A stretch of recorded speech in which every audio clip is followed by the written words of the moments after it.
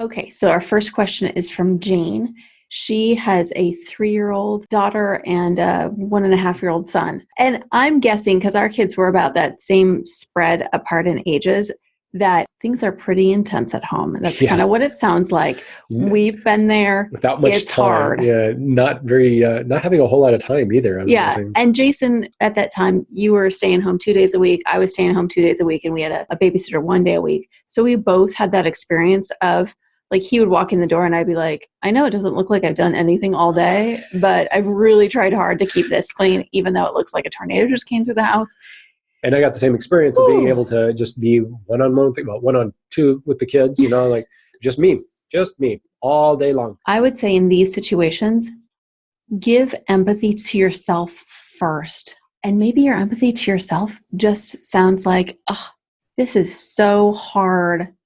Man, it's so frustrating. I have not taken a shower yet. Talk to yourself. Do some self-talk that is comforting and soothing, and then give her empathy. That would be a place to start. In the beginning of what Jane said is that she hears her mother in herself and what she's saying, and she's seeing herself do things that her mother did. And I think that those are things that she doesn't want to be doing. And so she's feeling frustrated because it's like she has no control over that. It's like all of a sudden I am my mom, or in my case, I am my dad, or I'm my parents. I'm doing stuff my parents did with me as a kid that I don't want to be repeating with my kids. One resource I would give for that is Daniel Siegel's book, Parenting from the Inside Out. He's a firm believer in parents' self-understanding. Parenting from the Inside Out is one of those books that's great for being able to understand ourselves. And it's something that I use because there were things I didn't want to repeat from my childhood that my parents did. And I was seeing myself as a parent do those same things. So consider that book, Parenting from the Inside Out.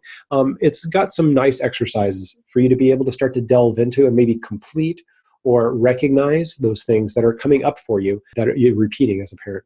Here's your best case scenario when your daughter wants comfort and you're tapped out. Figuring out something ahead of time that calms you both in the moment. So maybe it's something like, if you give her a big bear hug and you say to her, oh, looks like you haven't gotten enough hugs today. Give her a big bear hug, and then kind of talk through your own self-empathy. Say something like, wow, this has been hard.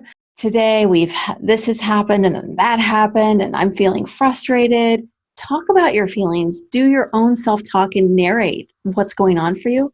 Not blaming her for it. Just kind of saying it matter-of-factly, like what's happening will help you calm and help her calm. That's your best case scenario. If you can't do that, your second best case scenario is that ahead of time, you've talked to her and said, hey, sometimes when you really want comfort, it's hard for me. I can't be the kind of mommy that I want to be. So in those situations, what are 3 things that you can do if I say, I can't be the mommy I want to be right now?